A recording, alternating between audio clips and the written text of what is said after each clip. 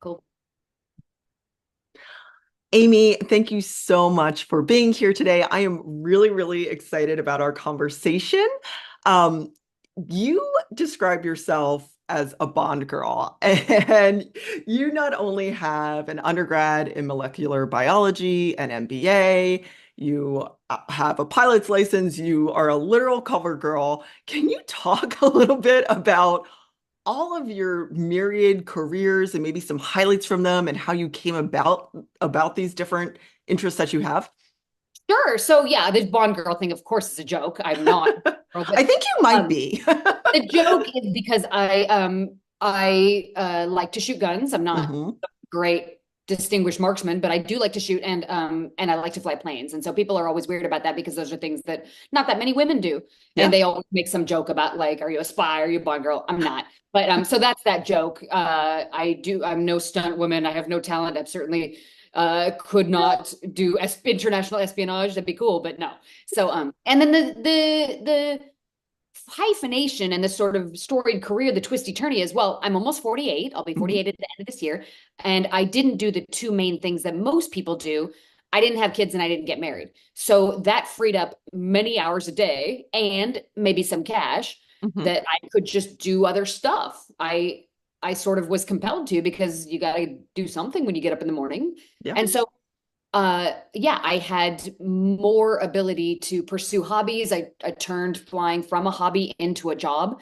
Um, the modeling thing, yeah, it came at me as a teenager in California and it expanded a lot because I went to graduate school in Los Angeles and everybody's kind of got a headshot there. That's real common in LA for like Yeah.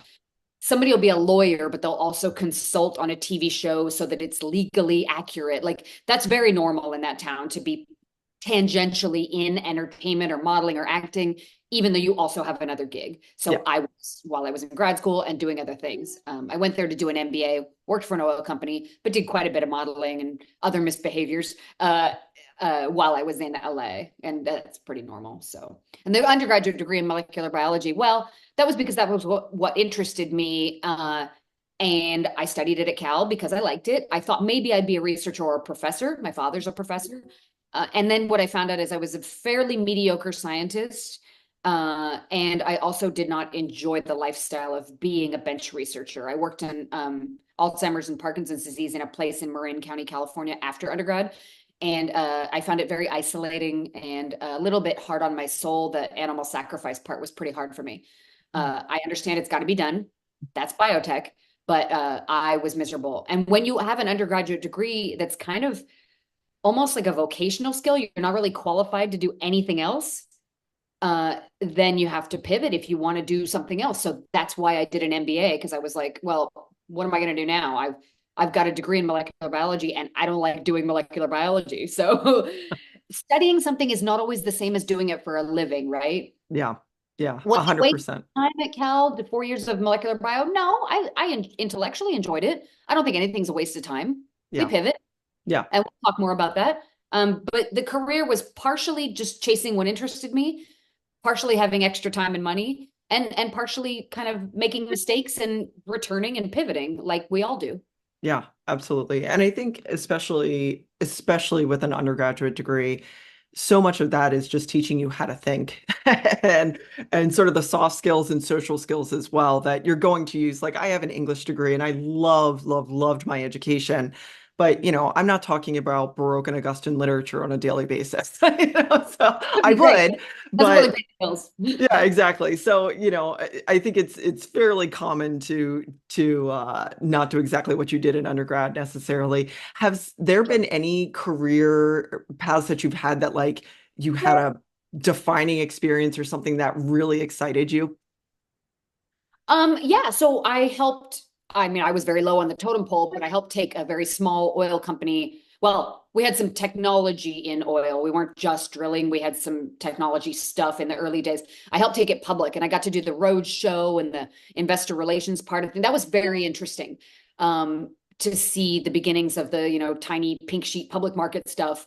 Uh, I liked that a lot. I spent a lot of time going to Houston, and now I don't anymore. Mhm. And that whole world was fun. Love Texas, love Texans, love oil. Uh, That was fun. I chose not to stay in that world only for one reason. I didn't want to live in Houston full time. After we went public, got bought, the only job opportunity for me would have been a required relocation to Houston, which I did not want to do. Nothing against that town, but it's just not where I wanted to live full time. So I didn't. But that was very fun. I'm not a finance person by education or nature. Nobody in my, well, one uncle's in that world, but not really. We're not finance people. So it Mhm, was really fun to peek in that world for a few years after my MBA. mhm, And then flying, I've flown lots of different ways. I've never flown for the airlines, but I've been a flight instructor and I've flown cargo and charter. I've been mm, an owner operator safety pilot. Um, and that's been very fun. Little planes are really fun to fly. Bigger planes can be very beautiful. Business, mhm. small business jets that I've flown, and the the old low cost operation turboprop type of stuff is fun. It's old equipment that you really got to manhandle sometimes, or woman handle, I should say. Yeah, yeah. There's What been lots what of career moments that have been great, cobbled together. I think the common thread is that they've all been education. To your point Mhm. about your English degree, it's all useful if you Yeah, let it be. yeah, yeah. What got you into flying?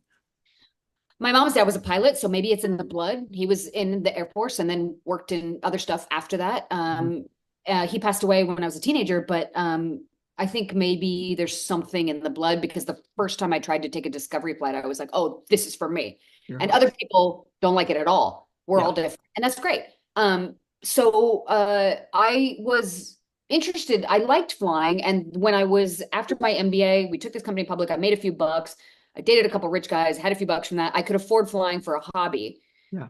And the out west where the sun is shiny all the time, there's quite a lot of flight schools. There are in Florida too, but even Mhm. more in the west because also there's very little humidity and rain. So you can really fly all the time, especially in Arizona, but somewhat in California. Southern Cal has lots of flight schools, and it's a thing people do if you can afford it. It's ludicrously expensive as a hobby, Yeah. which I then found out. But I wanted to. It's beautiful. It's Mhm. amazing. It combines the incredible physics of aviation aeronautics with the violence of engine combustion. You get to go places. They call it the $100 hamburger. It's far more than that now, but you can fly somewhere, have lunch, and fly home. I've Yeah. done that. I've woken up in LA, had lunch in Vegas, dinner in Phoenix, and been home to sleep in my house in LA. You can do that with a plane. Yeah. And then the last part of it was that I very much like to do things that they say women shouldn't do. Mhm.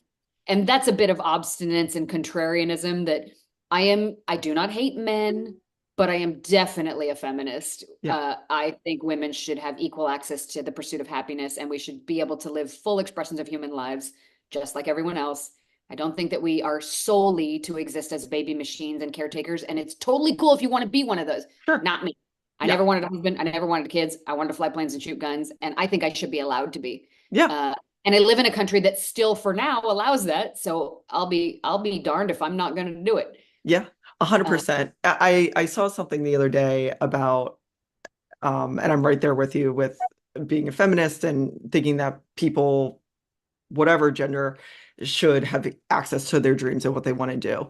And I saw something the other day that sort of stopped me in my tracks about your grandmother didn't have access to own a business, to have a credit card, to have a bank account, to, and when you think about how close in generations we it's not your are, grandmother. That's within my that's your lifetime. mother. Yeah, I'm yeah, yeah, yeah. 27. That's Yeah, within my life. It was 42 years ago. yeah, It's when I was born, you couldn't get a loan or a credit card without a male yeah, cosigner. yeah, So my mother had no access to yep, independence.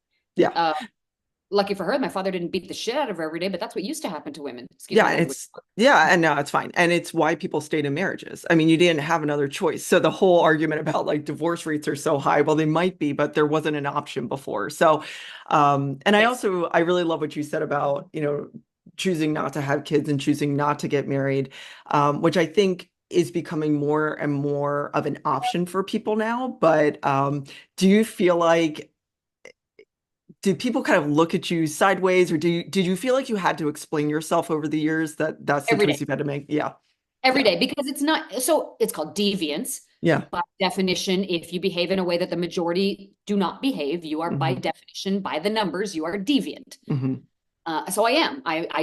Most women have kids. hmm I didn't. And so every single day I answer for that. Sometimes I lie. because it just gets people off my ass. Yeah. I tell people that I wanted kids and couldn't have them. That's not true. Yeah.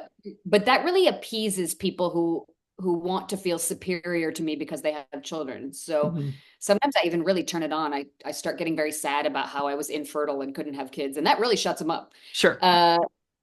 Usually I'm polite because, look, I realize that most people absolutely love their children and are glad they had kids, and Mhm. that's good. That's Yeah. very good. We tend to rewrite history. Confirmation bias is a hell of a drug. We tend to decide that whatever we did was the correct thing to do. Mhm. But that's very useful if you had kids, because if you birthed kids and then you hated it, you might not be a good parent. So I understand that almost 100% of people are glad they had kids. So I usually am polite to them. I make up some platitude about how next lifetime I'll have kids. I'll try that lifestyle. Yeah. Um, I would never say to somebody so rudely that I'm thrilled to be child free, because that's sort of rude since they typically are glad they have children. But I do expect them to be similarly respectful for my choices. When they hammer me Yeah. and, treat me like the old cat lady witch thing, then I get real rude back. Yeah. Yeah. That's very rare. Most people just want to understand why you're not living in the normal way, because Right. we have norms so that people can understand each other. If you walk around the street in very strange clothing, people look at you too because you are deviant. Right. So I understand that my lifestyle choices are not mainstream, and I understand that we need to make people. We got to have children. Mhm.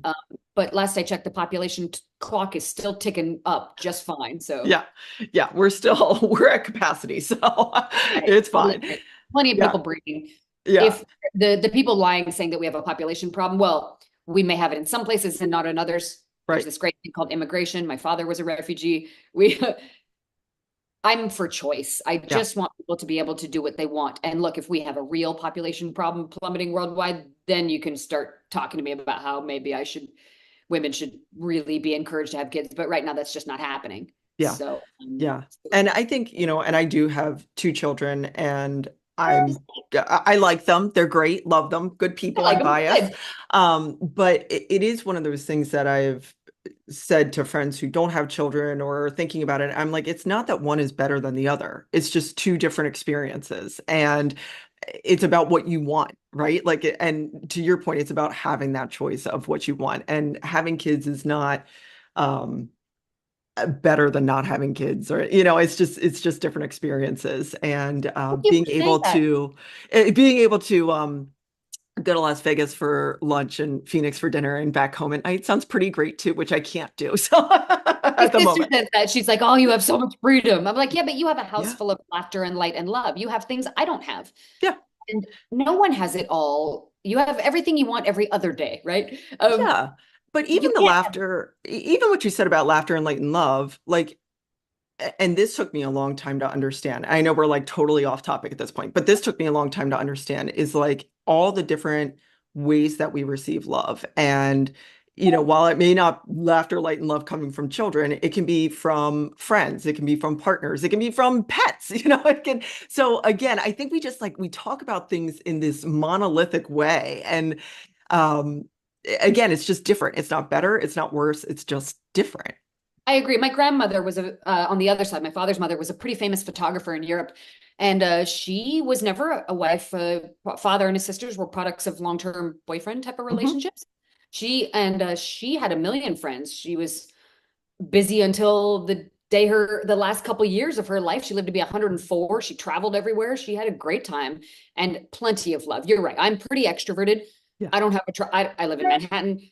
If I go outside and I'm reasonably friendly, I can meet 5 new friends every single day. There's 8.5 million people right here. I'm not Yeah. lonely. Yeah. That Yeah. said, I think it's a blessing that you have kids. It's of course, had I done it, I'm sure I would be glad I did.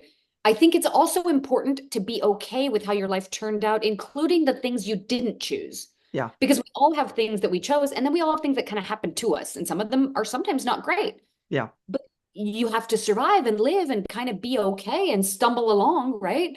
So, given that the kid thing didn't happen, is it really important whether I wanted them or not? I guess in terms of explaining myself, sure, but whether I did or not, it's pretty important that this second half of my life I continue to be vibrant and alive, right? Yeah. I'm here Exactly. living for a little while longer. Yeah. I hope.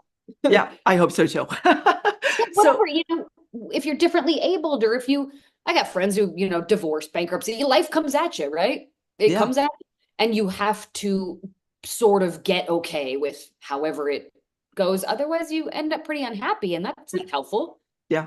Yeah. And that actually sort of dovetails nicely into my next question for you. You've talked about all these different careers that you have had and experiences. How have you navigated change and pivots, and especially like your self-perception? I think that's something that oftentimes we perceive ourselves a certain way, and it could possibly limit us from trying new things. What are your sort of thoughts about that, and how have you navigated that? Well, I suffer from a lack of fear. I'm not afraid. Well, maybe I was afraid of having kids. I don't know. It's possible, but I was not afraid of flying planes. I'll go rock climbing. My mom says when I learned to ski, I just went straight down the hill and like did not stop until I am not a fearful person, Yeah. so I don't really care what other people think of me. I don't want to be hated, I guess, but I don't mistreat people, so most people don't hate me.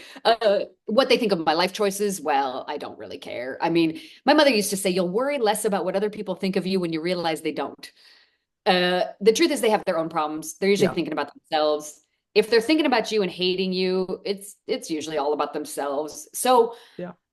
I think challenging, like, I think, well, I'm from kind of a half European family that's not as career addicted as Americans are. So I think of myself outside of my career. Actually, my identity is not completely wrapped up on whatever I do for work. That's kind of a very American thing, right? The introductory question is usually, what do you do? Right. Well, people in Paris are, that's sometimes they'll meet you for dinner 5 or 6 times before they find out what you do. Yeah. Uh, they do work, of course, everybody does, but it's not the center of your identity. So I think my current career or past career didn't feel like this is who I am. It was just either this is what I do to pay my rent, or this is what I'm doing right now because I like it. I'm acutely aware, for instance, that aviation ends if you can't pass your class one medicals.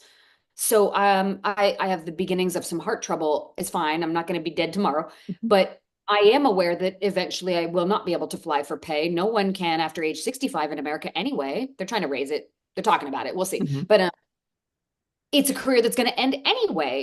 Is all temporary. The Earth's going to get swallowed by the sun. So who cares, right? It's all very freeing. I joke, but Yeah. no, like, I also am fine with a self-defined and growth mindset. I'm a professor's kid. I like to learn.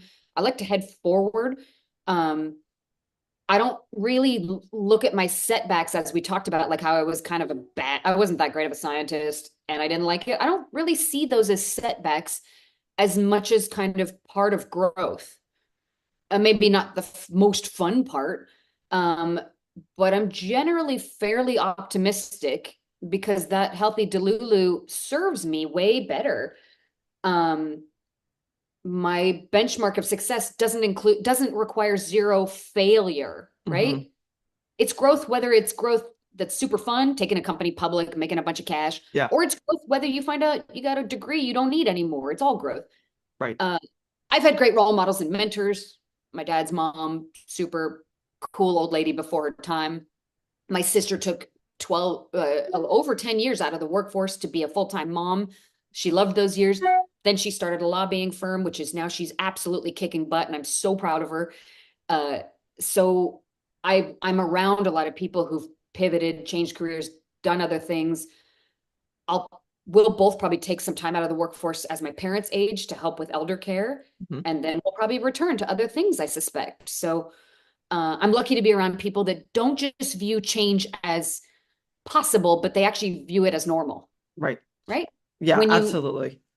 it's reassuring that managing like an identity shift is not only no big deal, but actually pretty universal. Yeah. So, and I'm a pretty empathetic person, including with myself.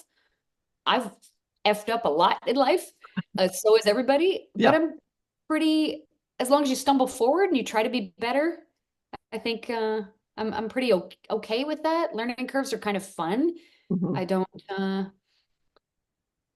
when I feel uneasy, I talk to my sister, I talk to my therapist, or pastor, rabbi, one on Yeah. each side. They, You're covered. Yeah. yeah, I'm all kinds of guilt from all sides. I got it covered. But I think I give others permission to be, I don't want to say flawed, but I try to give myself that same permission because nobody's got it together. Again, I live in Manhattan, this place where everybody thinks everybody's got it so together and they're so rich and successful because it's expensive and it's Manhattan. You'd be surprised. All my neighbors and friends here, once we get deep into it after a couple glasses of wine, we find Yeah. out we're all a hot mess. And Yeah. we're all wonderful. Yeah. It's normal. Yeah. So, and then if somebody has a negative perception of me, which, I see that online all the time. I get called an old ugly whore every single day on the internet because it's the internet. Yeah. Um, I don't. I know that that's a person who is trying to feel better for some reason. I know that they're in pain. I know a lot of times they don't even mean it. I know they wouldn't say it to my face. And so I've gotten a pretty thick skin, Yeah. which that took a few years. I did a broadcast in June that had a big following, and for about 3 days, I got trolled by about 4.5 million people. Um, yeah, don't read your comments. It's not a Yeah. good idea. Yeah.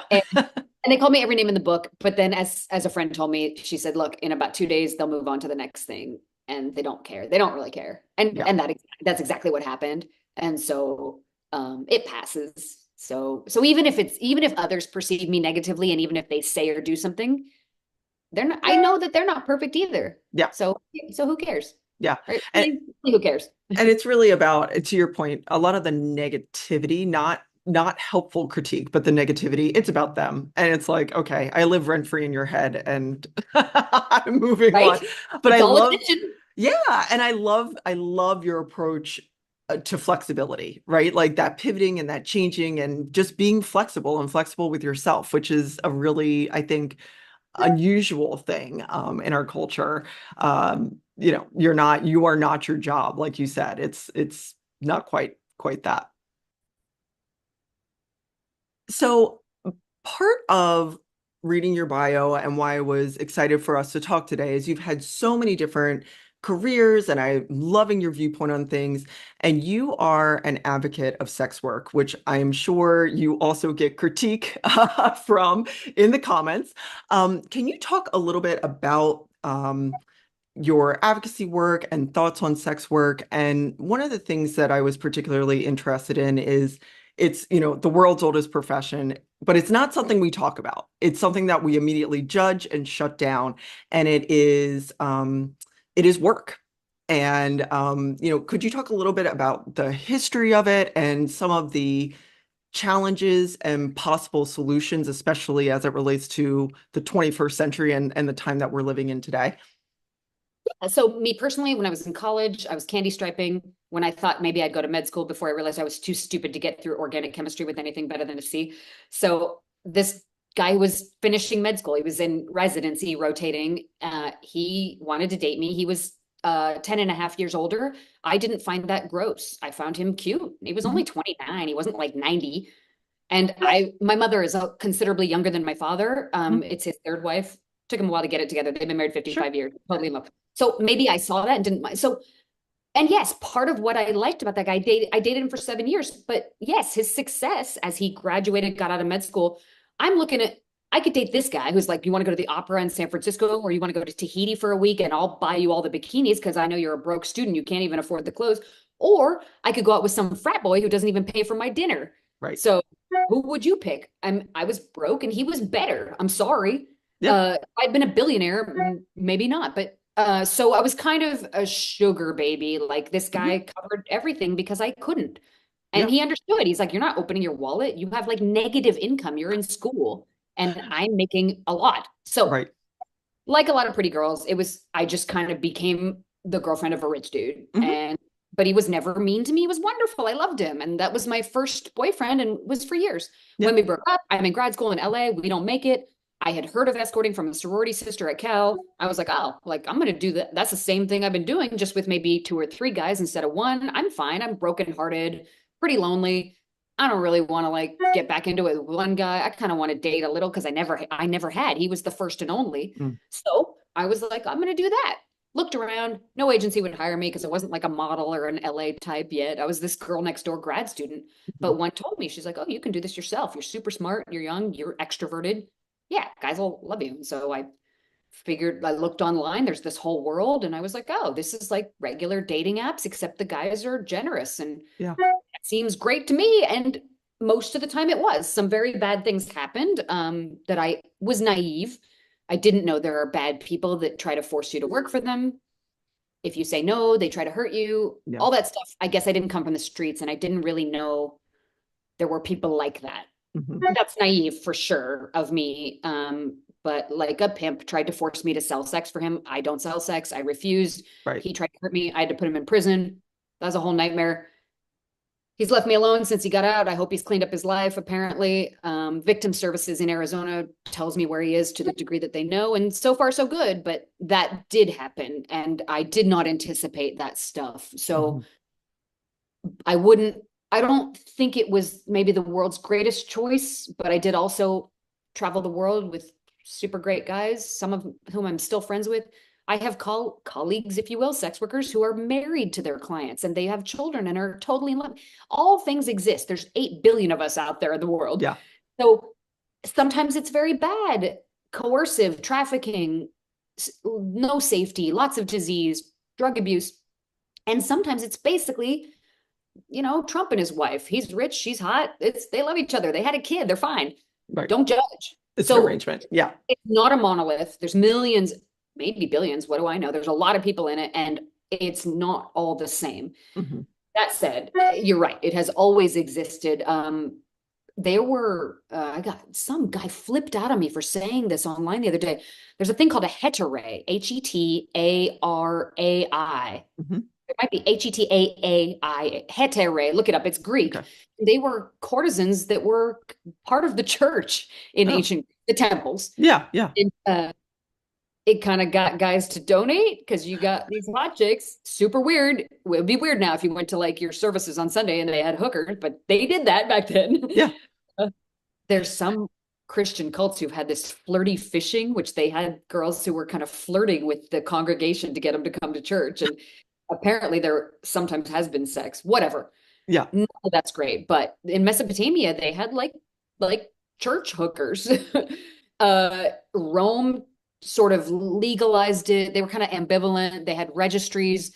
A lot of sex workers didn't want to be part of that because once you're in the registry, you're branded forever. And if you ever try to retire, you're still judged forever. Yeah. That's what happens now with an arrest record, is that you can sort of never leave it because this record follows you around forever. Or brothel workers, when they have to register to work legally, like in Nevada, a lot of them don't like that because then this part of your life that most sex workers don't do it for very long. They're just trying to survive financially and pay some bills. 99%, it's a brief choice when they're younger. Yeah. Some are lifers, but that's pretty rare. Most don't want that chapter to be on paper in some government registry forever, for obvious reasons, right? Yeah. So Rome tried to do that, tax it, legalize it. It didn't work out great for them. Middle Ages, it was really heavily stigmatized under Christian doctrines. There were some legal brothels. They were tightly controlled. They had like kind of red light district type of stuff. But there was this moral like sin thing about it. But as usual, even when people hate it, they like to hire them. Yeah. Like porn, right? Yeah. Japan had geishas. Some courtesans were very famous and respected, like during the Edo period. There were these kind of pleasure districts that were licensed and regulated. I think China has had concubines that were in a legal framework in the past, not now. In colonial times in America, there were brothels for soldiers, and the expansion of the West, mining towns in Colorado. Enterprising young women who didn't have rich parents would come out from New York City or Boston and make their money because these boom towns were full of lonely men. There's some books about how Denver, a lot of the early wealthy women in Denver were sex workers. Some of it was bad though. In the war, like there were these comfort women in Asia that were, and not all of them were fully consenting. Some were, but some were kind of forced by their government to like serve soldiers from America and the other Western nations. And some of it was a bit abusive. But colonialism has always, expansion and wars and invasion have always required men to go out and do this stuff. And then they've been lonely. And then there's been women serving those physical needs. So later, So Victorian England, 19th, 20th century, definite moral panic over sex work. That's where we got women were these weak and, childlike creatures to take Right. care of, not to really like view as actual people. Hmm. And so lots of laws started to target sex workers and they ignored our voices. We don't know our own minds. If you say you're okay as a sex worker, that can't possibly be true because you're a little lady and your little lady brain doesn't own your own body. And Right. and state started to decide it had to control and own women's bodies. Yeah. However, once again, sex work still very much persisted. Yeah. We're like cockroaches. We're like cockroaches. You can't kill us. Right. Well, it's not going to go anywhere. I mean, it's, you're talking Doesn't about matter. this long We exist in history. countries where the punishment is death. We still Yeah. exist. So first wave feminist movement was the first time that they really tried to change some of the views. And the feminists are deeply divided on their opinions of sex work. Some are very sex positive, and some view us as victims of the patriarchy. Hmm. I think in any job you talked about, we'll talk later, but the male gaze type of jobs, Hmm. which aviation is also one, it's 94% men. Yeah. You can have to behave in certain ways because of male domination and male gaze. Like in aviation, you kind of want to look less feminine so that you're taken more seriously as a Yep. female pilot. Yep. No makeup, ponytail, all that. But you can also benefit from it. Female pilots might get the job offer first. Everybody still has to be trained to the same standards. You're not going to Sure. get the job. You're not going to keep your job if you can't fly. Yeah. But you may get the job easier as a diversity hire, which it is what it is, right? Hmm. Trying to right historical wrongs. Yeah. So similarly, the feminist movement knows that women often survive and benefit from sex work and also suffer from, being of service to men in ways that are not always ideal. And that's complicated. The sex workers' rights movement that really blew up in the late 70s or early 70s, second wave feminism, right? Yep. They began advocating for decriminalization, some other places legalization. We prefer decrim, and labor rights, which have been granted in a lot of places. In New York, if a client fails to pay you, it's considered rape, and there are sex worker positive district attorneys here who will help you.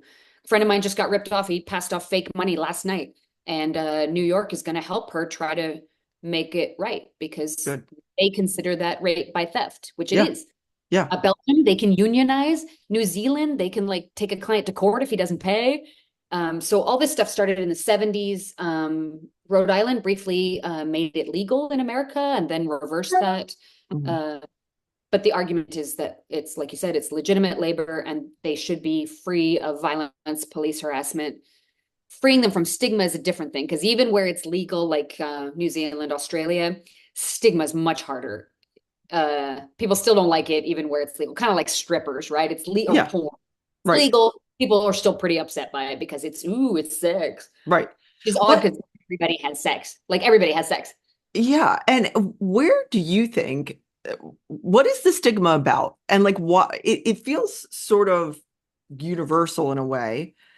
And yet it's something that we all experience. It's part of the human experience. And this is just work, So that stigma, it is part of what makes sex work unsafe, right? And like you were saying, there's, if you get ripped off, who do you turn to? And obviously we're talking about individuals who have chosen this, it's consensual and that type of work. But what do you think, where did the stigma come from? What do you think it's about? Why does it still persist?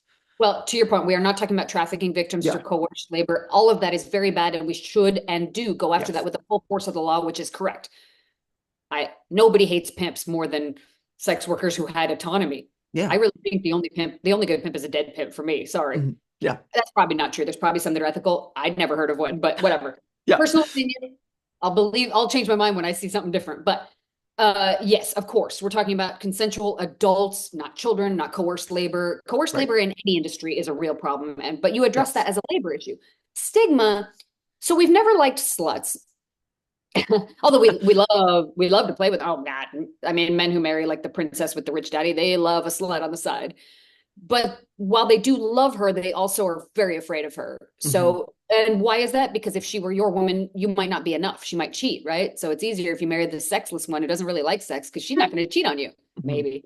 But So sluts are very scary. They are, again, social norms, deviancy. A slut is a woman who behaves like a man, and Hmm. that is not normal. Hmm. When a woman is the mother of your children, you don't want her running off with a bunch of other dudes. You want her raising your kids because you're, as a man, back in the day, you're devoting all this money and resources. You're stifling yourself from all this perceived other pussy you could get, which is usually a lie. Men find out when they get divorced that there's not all this pussy out there waiting for them.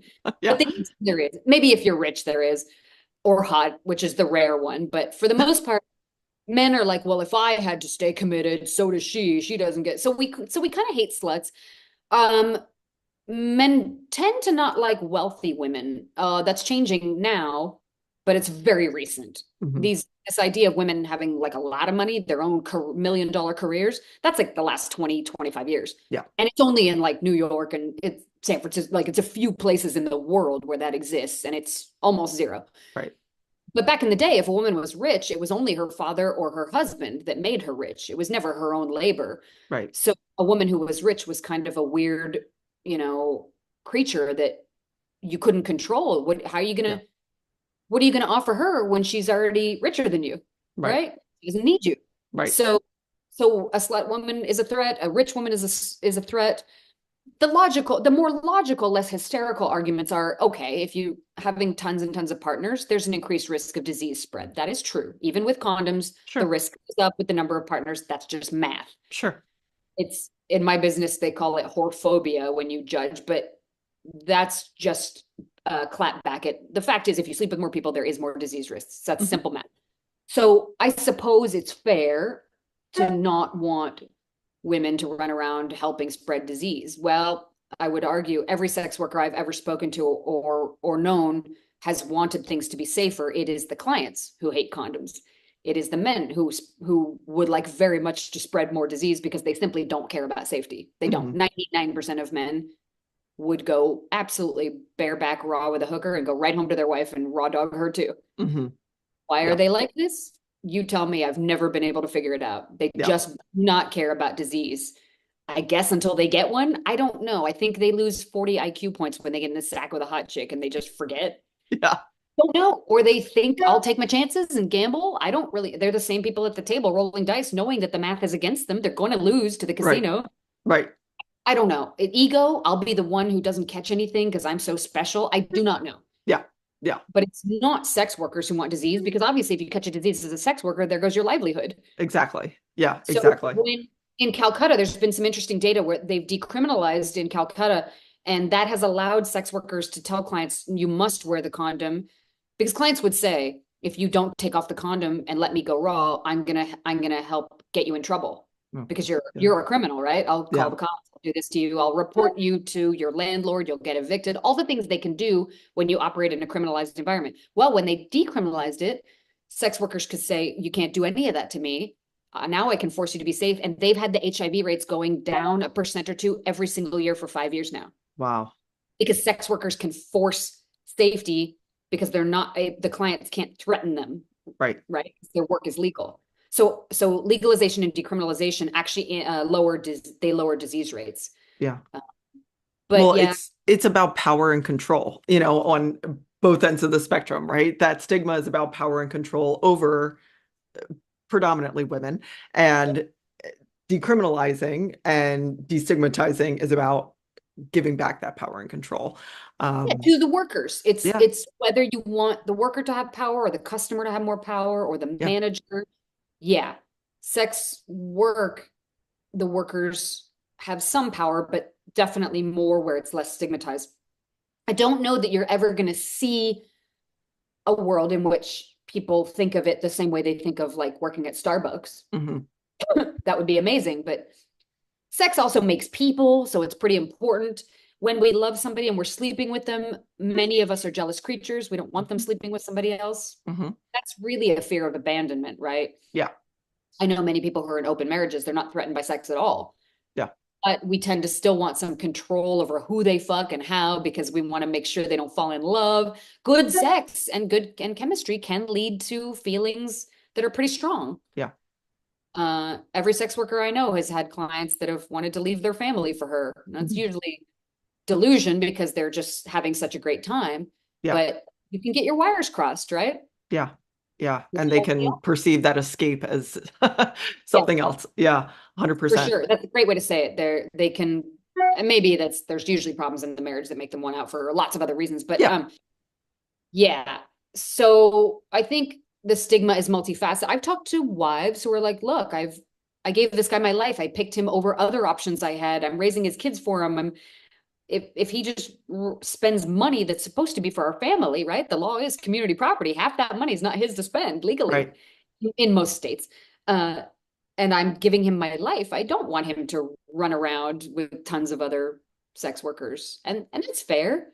Yeah. I I would argue, do you have the right when you love somebody to control when and how they have sex every single time? Hmm. The argument is that sex is not like water. You don't die without it. So men should just feel less entitled to sex. They should, yes, be able to control themselves and not have sex when their wife doesn't want to. Well, Hmm. yeah, that'd be great. I do know that a lot of men will simply not stand for that. They just Yeah. won't. And if they were somehow magically forced to, they would just get divorced. Yeah. Would that be better for the family? I'm not sure. Yeah. I don't know. I don't know. And it's also interesting how we talk and about sex work. I immediately think of women as the workers, and it's not necessarily part of the conversation of women going out and seeking this. And while that does exist, it feels like a smaller percentage. Is that accurate from, your Growing, knowledge as women base are growing? getting more power and money, which is really only a couple of decades, right? In the Yeah, 70s, women had like secretarial teacher jobs. They didn't pay enough to survive. You still had to sure. get a husband or live at home with your parents forever. Um, but women having like a lot of money, that's in the last couple of decades. Yes, gigolos are absolutely exploding. There's some very fancy, very expensive ones now. It's a Yeah, thing. yeah, I predict that business will grow. yeah, And apparently very much of it is about companionship. They're good listeners. They're yeah, like, maybe yeah, there's some physical stuff, maybe not. A lot of women, I hear this from them. I know a few. Um, and they tend to be very nice men. Like they like women, and yeah, they're usually pretty hot. yeah. Uh, so yes, that is a thing that's growing. I think we definitely don't stigmatize them as much. The law and the moral police and the religious folks, they don't tend to worry about them. I guess that's because in the end, most of them have the physical size to fend off an attacker. Most, women alone in a hotel room, the woman couldn't hurt him. Although Right. if she had a weapon, Yeah, she could. So oddly, they don't worry nearly as much about the men. I think that's also a general infantilization of women, right? That men are free to fuck when and how they want, but women, the state owns your body. You are not free to own your own body and fuck who and when you want for what reasons you decide. yeah, yeah. Because you're And a I do think part of that also comes back to uh being able to reproduce. And like, I think there's a fear around that as well. Like, well, what if you have five babies from five different men? And that well, sort I of do know a control lot as of sex well. workers who've had a lot of abortions. That Yeah, does happen yeah, because condoms break or men slip them off in doggy style and stealth yeah, you. yeah. That I probably abort. I don't have the data, but I suspect high volume sex workers abortions are happening, Hmm. and that's tragic. Or kids. I know there's a celebrity in LA. He's got a secret family with a sex worker. I know because you got her pregnant and it happens. He's taking care of it. It is what it is. But Yeah, the Jake Paul Getty thing where you got the side piece family somewhere else, right? It yeah, exists. It happens. You're right. I mean, in animal husbandry, which I did when I worked in biotech, you only needed a certain number of male mice. You needed a lot of females right, because the uterus was sort of more valuable and it took months to make a baby. So he just has to ejaculate once. He can do that every single day. right. Female cannot. So correct. Why that begs the question, why do we even have a 50-50 sex ratio? Like why aren't there like 10% males and 90% females? Well, I don't know. Ask Mother Yeah, Nature. I don't It's know. all because you should have more females. But so right, the law conserves women's reproductive value because it is very important. If we don't make babies, not just make them, but raise them to be healthy, productive citizens, then in 120 years, everything's falls apart. That's Right. true. Yeah, yeah, Uh, so yeah, I understand sexual shame and control as a success strategy of a society. But the problem is, right, it drives like the serial killers, like the Long Island serial killer. They think they're good people cleaning up fallen trash women. right. there are cops that have turned out to be like prostitute killers because when you say that a sex worker is a garbage person for these reasons we discussed, Right. then you embolden people who think that hurting and killing them is actually perfectly fine and in fact maybe even good. Right. And that's what I'm not okay with. Even if you hate sex work, people, even if and certainly there's lots of problems in it, I agree with you. But even if you hate it, you cannot tell me you think it's okay for the most vulnerable among us, the young and the poor, that's usually who it is entering sex Hmm. work, to just die. Yeah. If you believe that, then I don't know how to talk to you. And I Yeah. don't think most people believe that. Yeah. I don't think they do. I hope. Yeah. Yeah. I agree. I mean, that can't be a solution. It's not a solution. So, Hope. Right. no, it's not. We can And do better than that. yeah, 100%. And you've had such a unique perspective of being a woman in so many different industries that we just sort of touched on today, where it is either male dominated or male legislated or the male gaze is part of it. Can you sort of talk about how you've approached that and what you wish maybe listeners knew, especially, and I'm just thinking about especially as um, women, we all deal with this on some level. Like when you were talking about your experience as a pilot and looking a certain way, like I have suits that are baggier than others depending on who I'm meeting with. And like I don't wear lipstick that, and stuff like, so like I think we do it almost like how we have to code switch, like it's constant in our minds, and I'm not sure that men necessarily have to deal with it. I don't want to say that they don't, but what has your experience been? How have you been successful? And what do you wish listeners sort of knew about how you've had to navigate these spaces? Well, yeah, you're a beautiful blonde woman with a great body. I'm not hitting on you, don't worry. On the internet. So I'll like take it. creepiness, yeah. I mean, but you have a tone of voice that makes one take you more seriously. Hmm. That's good. Yeah. I don't know whether it's crafted or not, but it works for you. I Hmm. do that too. I speak to men in a different voice that I speak to like my sister. Hmm. Uh, so sometimes I can feel hyper visible as the object of male gaze, either in aviation or on the internet. It is a little, I wish the public knew it can be a little exhausting to constantly have to monitor others' perception of you. That, like you said, the need to dress or speak in certain ways to either draw the right kind of attention or avoid drawing attention. When I walk my dog outside, this sounds arrogant to say, I suppose my late 40s, it's going to end. I kind of look forward to that chapter. But right now, I look feral if I want to be left alone by creepy dudes. I look Hmm. feral on purpose, baggy clothes, zero makeup. Again, that sounds like I'm being so arrogant. Like if I wore No. makeup, I'd be so. But when you're in your 20s, ask any young, beautiful woman in her 20s. She can't even smile at dudes. Yeah. Take it. So being a subject to the male gaze is irrespective of what you do for work or what lifestyle choices you made. It's part of being a woman alive. Hmm. Uh, I do feel pressure to conform to certain standards of femininity. Certainly, in sex work, yeah, you're selling the femininity, the dress and the heels and the you. Hmm. It's easier if you have long hair. It's easier if you're thinner. Modeling, I always did part time. I've been slightly hungry for 32 years. Hmm. So, yeah, do I like that? No, but I also like paying for food and rent. So, Yeah. I think people do have to control. I don't think men love putting on a tie and shaving. Maybe some do, but uh, I do balance assertiveness because that is a trait that's more rewarded for men than women. You can't be just a complete bitch. I don't, being unlikable is more of a problem for us than it is for them. Uh, Decisiveness, confidence, that's not always a good thing for us. So I have done things where I've asked somebody, a man, for advice that I didn't really need. I already knew what to do Yeah. because flattering his ego was much better for me than eliciting his desire to compete with me, which sometimes I'm not going to win that one. Right. And I know it sucks, but being more diplomatic or relational, finessing them, as they say, can really help you. And I'm sure men do that to us too when they're trying to get a date and they're buying you a Sure. lobster.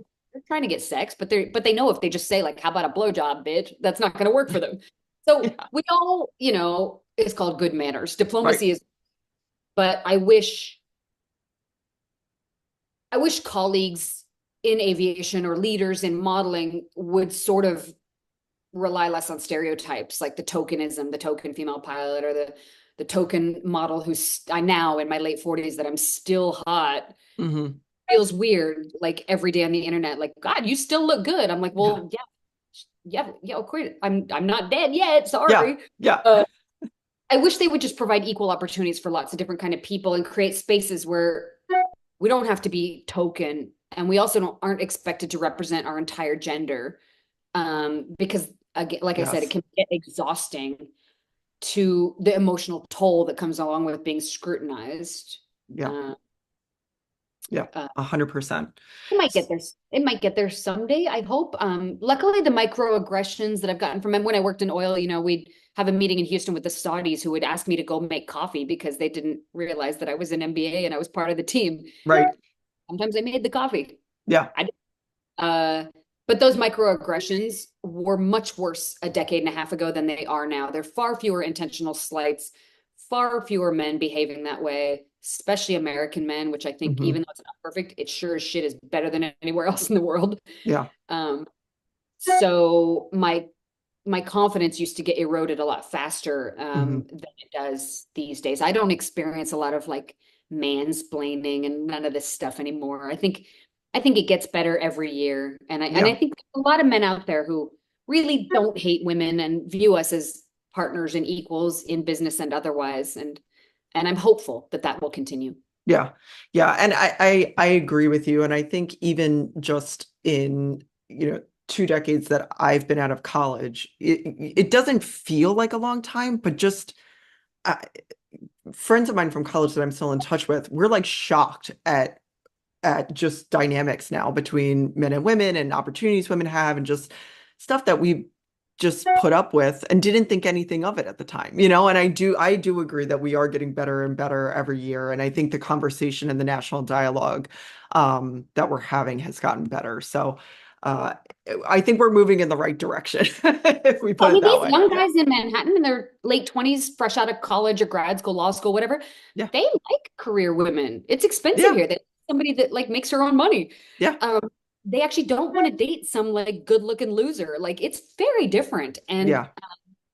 I mean, and nothing's always true. I'm sure nothing's always true, but Sure. I think um there's some like there's some logistic stuff like the 5-day work week with everything starting early in the morning. Well, that's when testosterone is high. That's not necessarily the best time for women. If Mhm. the world was built for us, maybe you'd like get time off on that day 2 of your period when you got cramps. Right. Maybe there would be a lot better childcare systems in business. My sister's in politics, and the Capitol building where she worked didn't even have ladies' bathrooms because there were no ladies in there for a long time.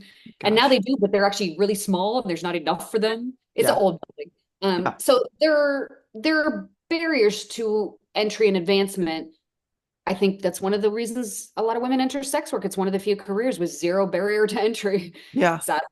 Um, but we're getting better on the gender pay gap. We're getting better on parental leave. And I think there's immense perseverance from a lot of women and a lot of good men, and personal sacrifice being made by both parties who are making things better for the future that'll come after us. So Yeah. hopefully. Fingers crossed. The systems in place change. I mean, it's economically smarter. It's GDP goes up. Guys will get a break. I mean, my sister's husband says she loves it that she makes just as much as him Yeah. because he knows that that means she actually likes him because she could leave. Yeah. I mean, guys, wouldn't that be great if you, like, when you want to control a woman with money, don't you worry that she doesn't even like you? Yeah. Would you rather, like, if she's an equal partner, yeah, you can't just abuse her, but wouldn't it be great if you knew she actually loved you Yeah. because she could leave anytime she wanted if she didn't? Yeah. That'd be the way you'd want to go. Yeah. Inclusion always makes everyone rise to a better place. And that's the whole point of inclusion. We have a lot of women's organizations in aviation that strive to include everybody because you get better perspectives on how to fly a plane. You get better talent. Yep. It's just excluding possibilities is never the way to go. That's why a black hole is so destructive. It sucks everything in and you don't get all the chances. Right. You want to roll all the dice. That's what Mother Nature does. She rolls all the dice and she creates everything. Yeah. Have you seen caterpillars? Ridiculous. Yeah. Why would she do this? When you let everyone thrive, it's messy, but you get better outcomes. Yeah. Yeah. You Yep. don't want to watch possibility. The Yeah. person that you stigmatize and hate. I mean, I know sex work, I know thousands of retired sex workers, and I'm not going to out them here, but Sure. many of them are tycoon women in business running Hmm. companies like, and they are wives and mothers and lawyers and doctors, and they're doing great stuff. And it's good that that person didn't die at the hands of a serial killer, because now we have her talent Yeah. for decades to come. So Yeah. yeah, don't be a bigoted asshole. You Yeah. squash possibility, and that's never mathematically, that's just not the right way for things to move forward. Yeah. Absolutely. So we've talked about so many things today. And before I ask the three questions that I ask everyone, is there anything that we didn't talk about that you wanted to touch on? No, I just thanks everybody who's watching this for listening to one flawed, weird life. I think, and thank you, because every time you humanize somebody whose choices are different from yours and Mhm. whoever's watching this, I think that helps people see that everyone's humanity matters. And when you learn about people, you don't fill the void with mythology and hate. And so I would just say thank you. That's it.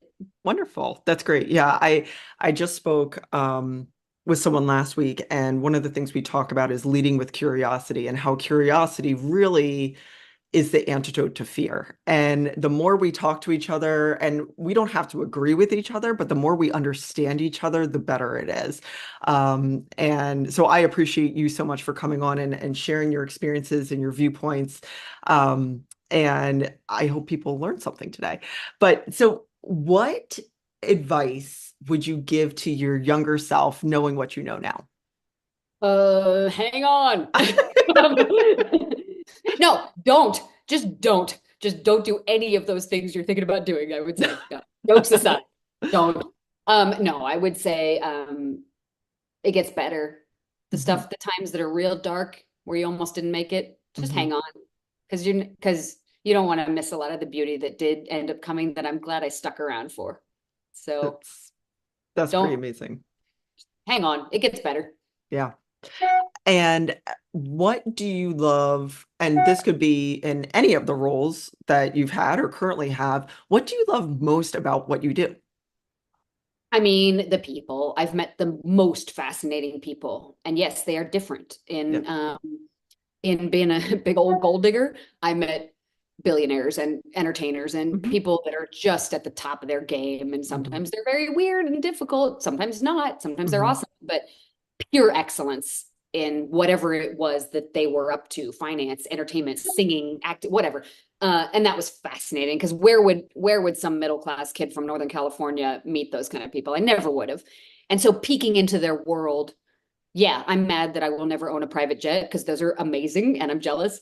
But like, at least I've gotten to see it, right? Yeah. Uh, so yes, the people. And in aviation, I really like the standards. Pilots and people in all aviation jobs, they tend to be more conservative politically than I am. Hmm. I don't care. I love them. It doesn't bother me a bit. I Hmm. have voted both sides at different elections. Sure. Um, but they are good, God-fearing people that didn't chase becoming billionaires. They did good work for often not a lot of pay.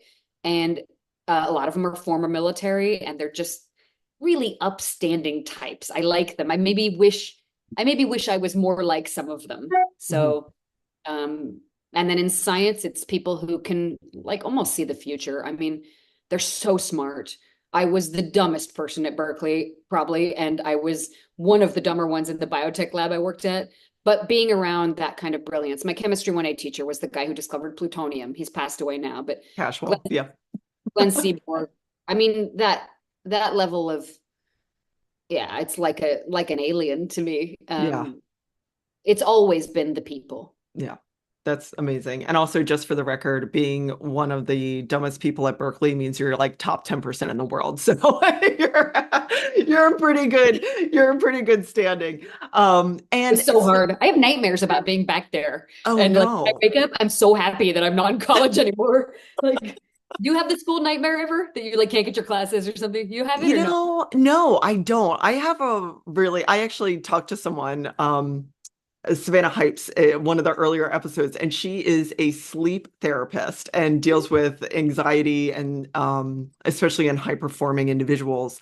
And that was really interesting about nightmares and what our brain is actually doing. But I have a really strange recurring dream about being in a car and coming to my childhood home, which the driveway was on a slant or a slope, and the brakes give out Hmm. and I drive into the basketball net and I'm fine, but I'm like, what in the world? Like, what is that about? That's a Did that whole never other. happen? No, no, nor was there ever like, who knows? Maybe I'm you just sure. really want to like go home to your childhood home like in a big way. I don't know. That's I don't know. It's probably something about feeling out of control in childhood. If there's a therapist listening, like have at it, like go for it. But no, I've never had the like the scary work dream or the scary like school dream no. where you're so happy that you are not there. No. Yeah, It's so I like lucked out on that one. I like But that crashing into your childhood home. That's wild. yeah, it Not is too, it's not wild. too weird. And it's like the childhood we had this VW Rabbit my sister and I shared and like this and it's that car and I'm right back there but it's always my age now. It's not like 16 or Oh, 17. So you're not young. And is there anybody there? Do you know? Like, are they home? Are they? nope. Yeah. So any therapist listening, please let me Yeah. know what the heck that is about. And I wake up and I'm like, ah, again. Again, So that car who was knows? cute. I remember the VW Rabbit. That car was the jam. Yeah, it was a really cute car. And I don't know how it kept running. It was so old. But anyway, so how can people find you? Oh yeah, I'm if you want to say hi, I'm Amy Taylor NYC on all the socials. I'm out there. Fantastic. And we'll have your information on the website and in the episode show notes. Thank you so much for this wonderful conversation today. And I just appreciate your transparency and your viewpoints. And if you ever want to talk again, let me know. Absolutely. Thank you so much. And I will continue to stalk you and your cat on the internet because he's the cutest. Fantastic. Yes, Coconut and Daisy. Once Daisy gets a little older, I think she'll make more appearances. No, there was another one. I will stay tuned. Yeah, exactly. All right. Have a great afternoon. You too. Bye.